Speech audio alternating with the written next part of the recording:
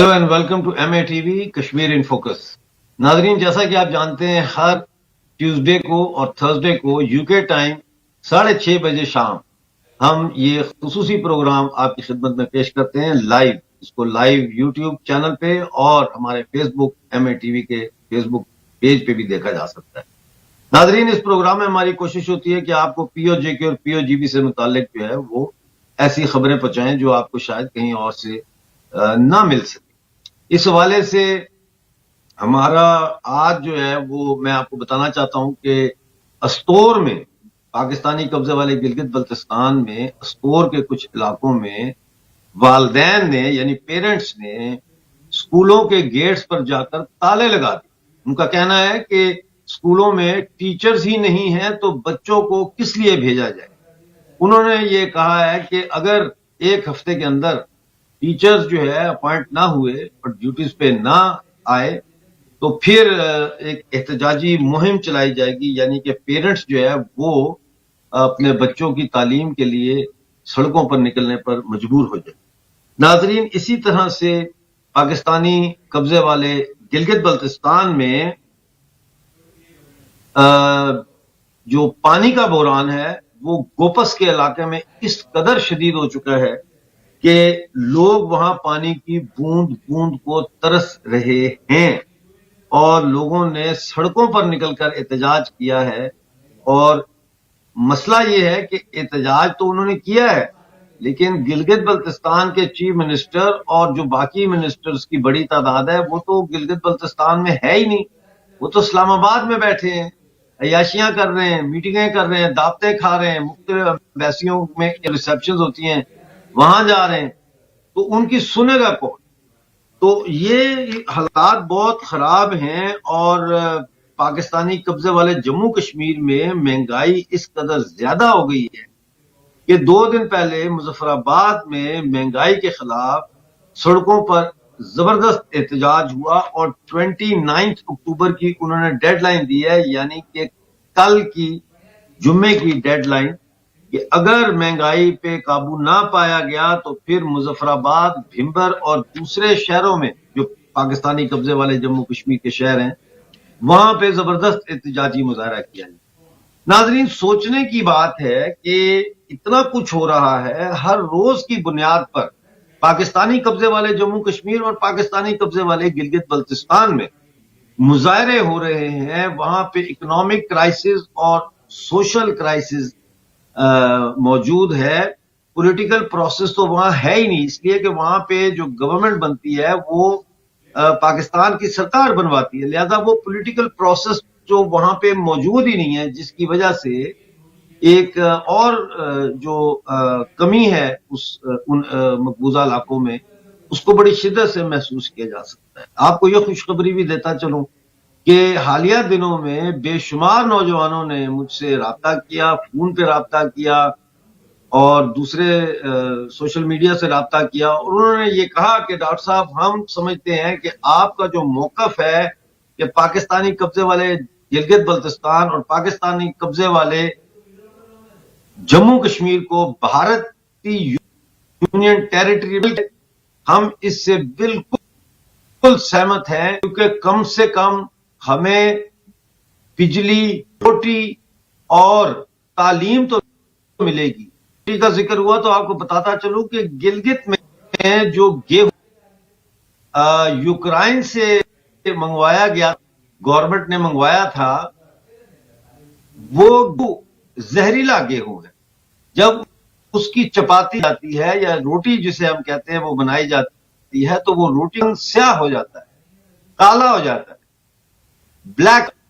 इसके बाद लोगों ने जो आटा था वो उन जगहों पर ले जाकर अपने पैसे मांग और आटा वहां पे फेंक के आ गए कि हमें आप जहरीला आटा दे रहे।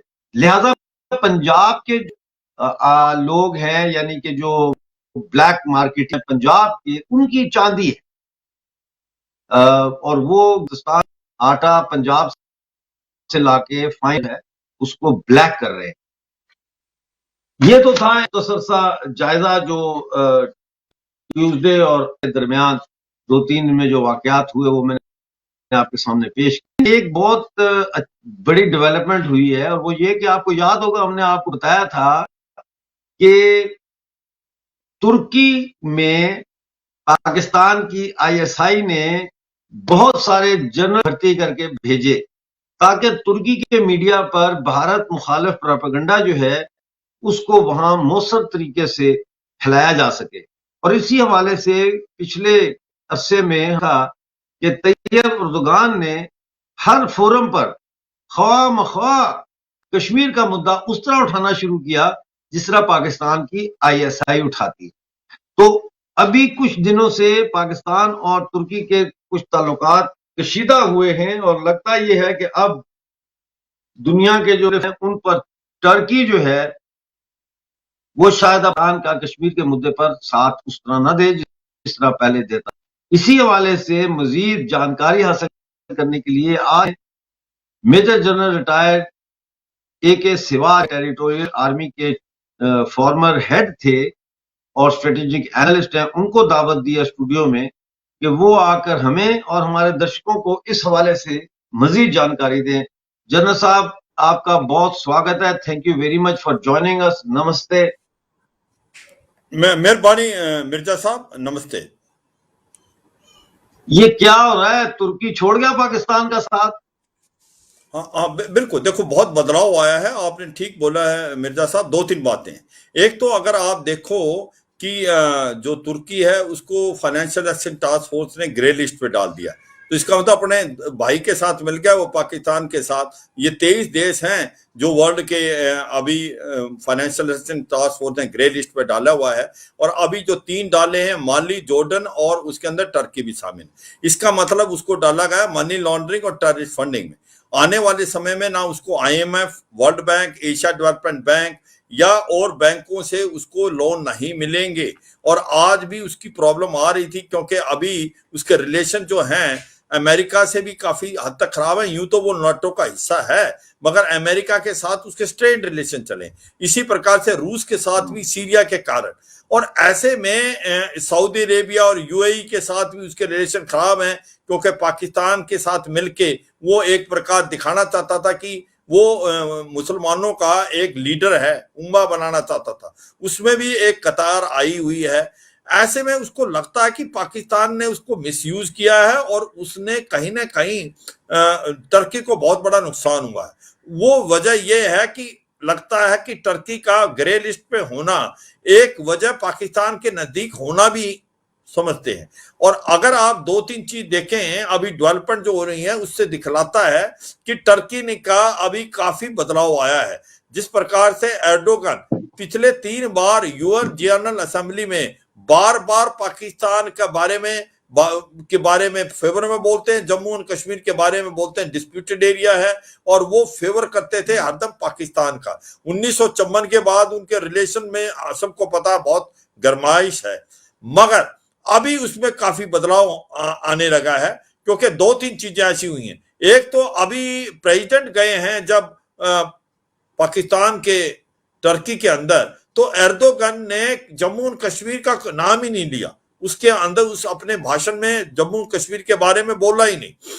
इसी प्रकार जब ये गिलानी जो हुर्रियत लीडर है, जब इसकी मौत हुई और उसमें भी जो टर्की है वो चुप्पी साध गया, तो ऐसे में दिख रहा था जो कि एक चैंपियन बनता है और वो ऐसा लगता है कि वो आयरन ब्रदर है पाकिस्तान का और पाकिस्तान का हरदम साथ है। तो टर्की ने समझ आई है अगर पाकिस्तान के साथ इसी तरीके से जुड़ा रहा तो पाकिस्तान तो बर्बाद हो ही रहा है, वो खुद भी बर्बाद हो जाएगा। और जिस प्रकार से वो फाइनेंशियल एक्शन टास्क फोर्स ने ग्रे लिस्ट पे डाला है, तो उसको अभी शक नहीं रहा है, उसको पता लग गया है कि कहीं ना कहीं उसके ऊपर बड़ा दबाव आने वाला है। तो मुझे लगता है कि बदला हुआ रूप है और टर्की चाहता है कि पाकिस्तान से डिस्टेंस मेंटेन करे और अपने रिलेशनशिप भारत के साथ इंप्रूव करने की कोशिश करेगा। और वो रीजन है इकोनॉमिक रीजन। जिस प्रकार से अगर आप देखें मुस्लिम वर्ल्ड आज भारत से पूरे इकोनॉमिक रिलेशन कारण बहुत अच्छे रिलेशन है, चाहे वो सऊदी अरेबिया है, चाहे UAE है। और भारत एक ऐसा देश है कि जो मुस्लिम वर्ल्ड में भी 2 हिस्से हैं, एक तो आपका सुन्नी ब्लॉक है सऊदी अरेबिया UAE, उनके साथ भी दोस्त है, और ईरान जो कि एक शिया है उसके साथ भी दोस्त है, और फिर जो इजराइल है जिसके साथ इनके रिलेशन अच्छे नहीं थे, अब रिलेशन अच्छे हो गए, उनका भी दोस्त है। तो भारत एक अहम रोल प्ले कर सकता है मिडिल ईस्ट में और वेस्ट एशिया में, जहां पर क्योंकि उसकी दोस्ती सभी देशों से है। और ऐसे में मुझे लगता है टर्की भी चाहेगा कि भारत से रिलेशन बनाए, क्योंकि इकोनॉमिक फैक्टर बहुत इंपॉर्टेंट चीज है। और अब जब से वो ब्लैक लिस्ट पे डल गया, मुझे लगता है उसके अंदर बहुत बदलाव आने वाला है और उसको समझ आ गई है अगर वो पाकिस्तान के साथ नतीजा हासिल करेगा तो उसको बहुत बड़ा नुकसान हो जाएगा। उसके रिलेशन जो है अमेरिका के साथ भी इतने अच्छे नहीं है, बृहस्पति की वो नेटो का हिस्सा है, उसके रिलेशन रूस के साथ भी नहीं है, ग्रीस के साथ भी नहीं है, मेडिटेरियन में भी उसने जो साइप्रस में किया है। तो ऐसे में मुझे लगता है कि उसके सोच विचार में बदलाव आएगा। अगर बदलाव नहीं आता तो उसको लगता है कि बड़ा नुकसान होगा। और specially financial action task force ने ग्रे लिस्ट पे डाल के उसको शीशा दिखा दिया है कि आपकी औकात क्या है। अगर आप पाकिस्तान के साथ ऐसे ही लगे रहे तो वो दिन दूर नहीं कि पाकिस्तान के साथ आप भी डूब जाएंगे। मिर्जा साहब जी, थैंक यू वेरी मच। आपने बड़ी डिटेल से इस टर्की का, पाकिस्तान, कश्मीर का और इंडिया का जो ये पॉलिटिकल चल रहे हैं सिलसिले, उनका आपने एनालिसिस किया। मैं आपसे जानूंगा कि 3 दिन के लिए अमित शाह जी आए थे जम्मू कश्मीर, तो उसके बाद देखने में आ रहा है कि काफी लोगों में जोश और खरोश है। एक जगह पे वो गए तकरीर करने, वहां 5,000 की तादाद में लोग जमा हो गए। तो आप थोड़ा सा रोशनी डालें, हमारे दर्शकों को थोड़ा सा बताएं, क्योंकि ये डायस्पोरा में देखा जाता है चैनल, तो लोगों में दिलचस्पी है कि अमित शाह जी गए तो उन्होंने वहां क्या किया और उसको उसका क्या इफेक्ट है वहां। हाँ देखो, बिल्कुल मिर्जा साहब, एक तो बहुत काबिल तारीफ है कि होम मिनिस्टर जो है अमित शाह वहां पर गए। देखो, आप अगर अपना ध्यान पीछे ले जाएं तो कभी भी कोई वीवीआईपी वहां जाता था तो कोई ना कोई चुटपुट घटनाएं होती थी, मगर इस बार बिल्कुल कुछ नहीं हुआ, शांति रही।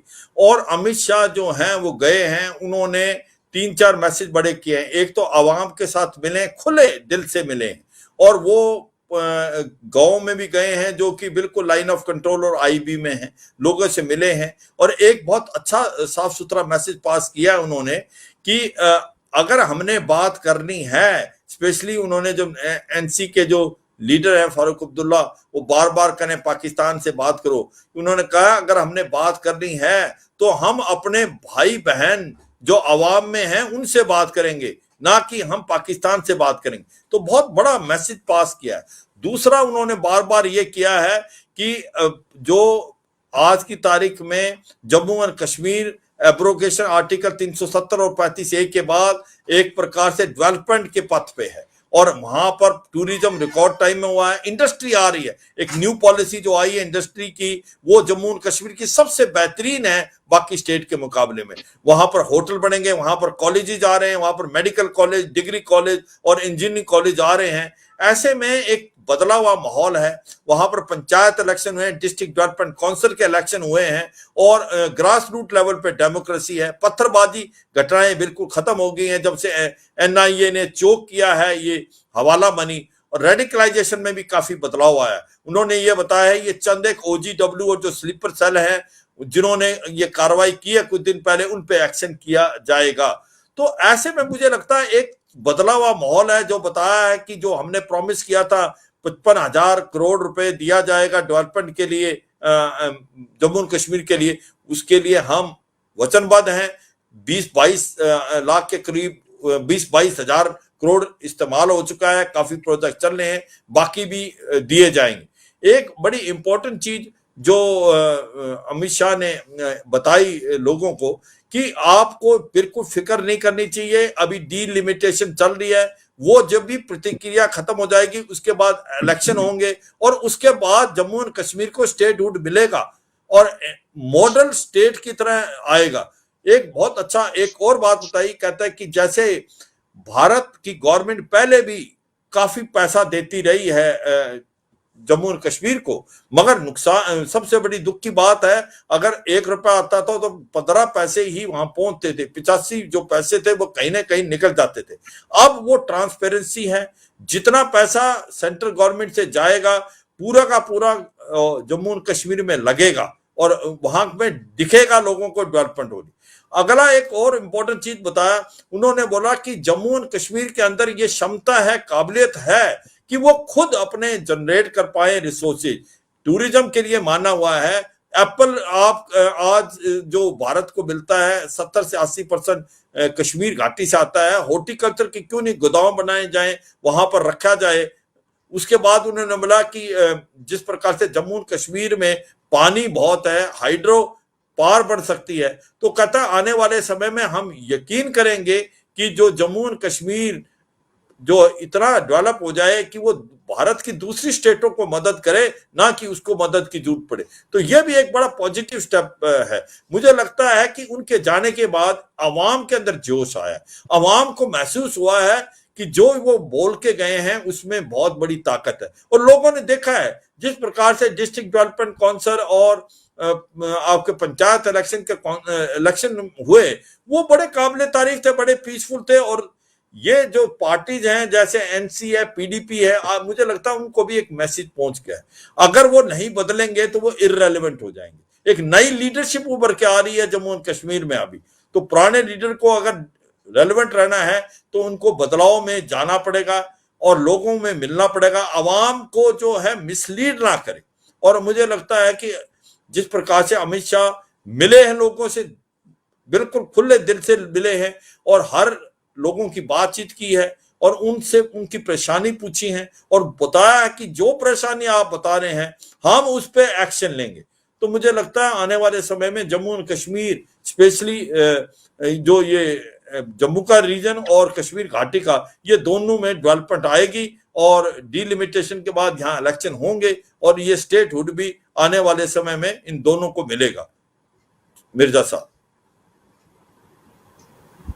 आपने बात की कि स्टेटहुड मिलेगा, तो अमित शाह जी ने एक रोड मैप दिया है कश्मीर जाकर और उन्होंने कहा है कि पहले इलेक्शन, फिर होंगे इलेक्शन और फिर जो, तो जो पीडीपी वाले हैं और जो कार गैंग वाले, वो तो कहते हैं कि पहले बहाल करो, फिर इलेक्शन कराओ, फिर डिलिमिटेशन करो। वो ऐसा क्यों कहते हैं? उनका ये असरार क्यों है? उनको जी के रोड मैप से क्या खतरा है?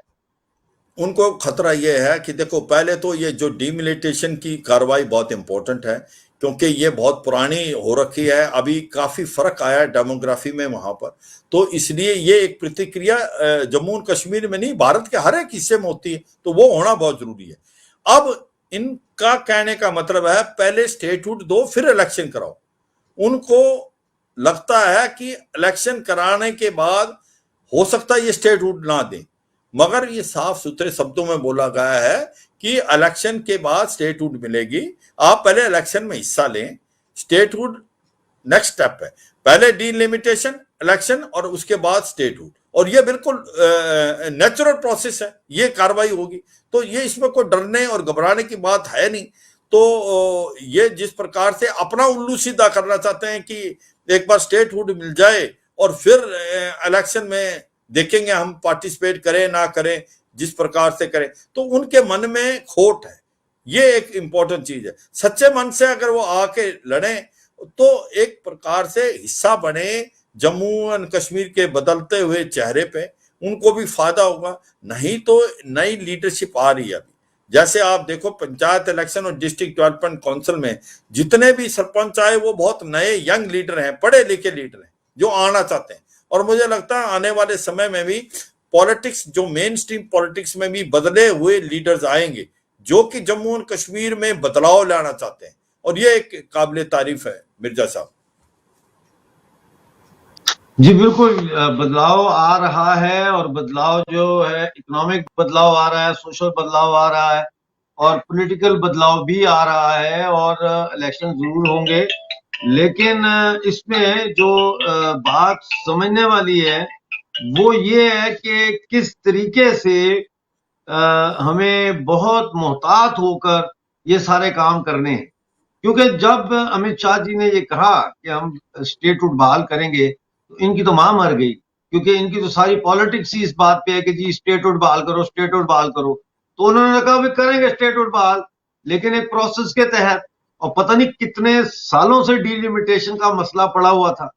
तो ये मसाइल करने के बाद स्टेटहुड जो है वो जरूर बहाल होगी। आप क्या समझते हैं कि स्टेटहुड अगर बहाल होती है तो उसमें लद्दाख को अलहदा यूनियन टेरिटरी रखा जाएगा और सिर्फ जम्मू कश्मीर की स्टेटहुड बहाल होगी या पूरे को स्टेटहुड बहाल होगी?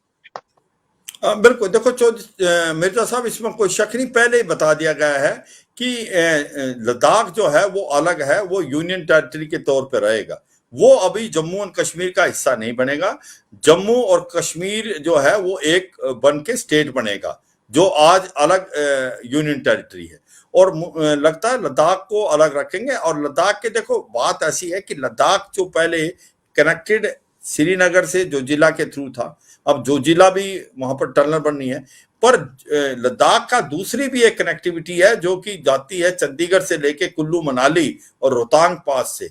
तो अब जब से वो एक यूनियन टेरिटरी बना है तो वो आर्टरी जो है वो भी डेवलप हुई है, वहां पर भी टूरिज्म आ रहा है, और श्रीनगर से उसको एडमिनिस्टर करना बड़ा मुश्किल था। तो ये एक बड़ी अच्छी पहल है, बहुत बड़े स्टेट थी, और अब जम्मू एंड कश्मीर में भी तरक्की आएगी और लद्दाख का जो है यूनियन टेरिटरी उसमें भी तरक्की आएगी। तो लद्दाख को बहुत फायदा होगा, क्योंकि एक तो वहां टूरिज्म बहुत रिकॉर्ड टाइम में, एक उसको ना डिस्ट्रिक्ट था, तो वहां पर एडमिनिस्ट्रेशन की बड़ी तकलीफ थी। वहां मैं रहा हूं 2 साल के करीब चीफ ऑफ स्टाफ, तो मुझे ये महसूस होता था कि वहां पर 5-6 महीने उनका कोई मिलाप नहीं होता था श्रीनगर से, और एक प्रकार से एडमिनिस्ट्रेशन में बड़ा इंपैक्ट था। आज वो यूनियन टेरिटरी है, वहां पर लेफ्टिनेंट गवर्नर बैठे हुए हैं, वहां से 2 आर्टरी बन गई हैं, एक बन गई रोहतांग पास से जो जा रही है कुल्लू मनाली से होते हुए, वहां से भी टूरिज्म आ रहा है, वहां से भी डेवलपमेंट हो रही है, वहां पर भी लोगों को इंफ्रास्ट्रक्चर बनाने में, वहां पर भी लोगों को काम मिल रहा है। और स्पेशली जोजिला से अभी जिस प्रकार से ये टनल बना देगी तो 12 महीने काम चलेगा। तो आने वाले समय में मिर्जा साहब, जम्मू एंड कश्मीर एक प्रकार से डिलिमिटेशन, उसके बाद इलेक्शन, उसके बाद स्टेटहुड, और लद्दाख जो है वो एक यूनियन टेरिटरी है और यूनियन टेरिटरी रहेगी। मिर्जा साहब जी, बहुत आपका शुक्रिया कि आज आपने वक्त निकाला और हमारे साथ जुड़े। नाजरीन, जैसा कि आपने सुना, एक तो हमने आपको शुरू में गिलगित बल्तिस्तान जो है और पाकिस्तानी कब्जे वाला जम्मू कश्मीर, वहां के हालात बताए। उसके बाद फिर हमने स्विच किया और हमने टर्की के हवाले से आपको सारी जानकारी दी, मतलब है कि मेजर जनरल साहब ने आपको समझाया। उसके बाद हमने अमित शाह साहब के दौरे को भी थोड़ा सा छुआ और देखा। तो हमसाए मुल्क के अंदर जब जिहादी फनेटिक्स और पाकिस्तानी रियासत के दरमियान तसादम हो रहा है और उसकी है, और वहां के अदालत में लड़ रहे हैं एक छोटी सी अपॉइंटमेंट के मसले पर, वहां दूसरी तरफ union territory of Bharat called Jammu Kashmir is progressing, Ladakh is progressing, और पाकिस्तानी कब्जे वाले जम्मू कश्मीर के नौजवानों और पाकिस्तानी कब्जे वाले गिलगित बल्तिस्तान के नौजवानों को अब समझ आ रही है कि उनका मुस्तकबिल पाकिस्तान की तारीख है, जबकि भारत के साथ उनका मुस्तकबिल इंतहाई ताबनाक है। नाजरीन, आज हमारे साथ जुड़ने का बहुत बहुत शुक्रिया। मुलाकात होगी ट्यूसडे को यूके टाइम 6:30 बजे लंदन मुताबिक। अपना बहुत सारा ख्याल रखें और मुझे इजाजत दीजिए। नमस्ते। जय हिंद।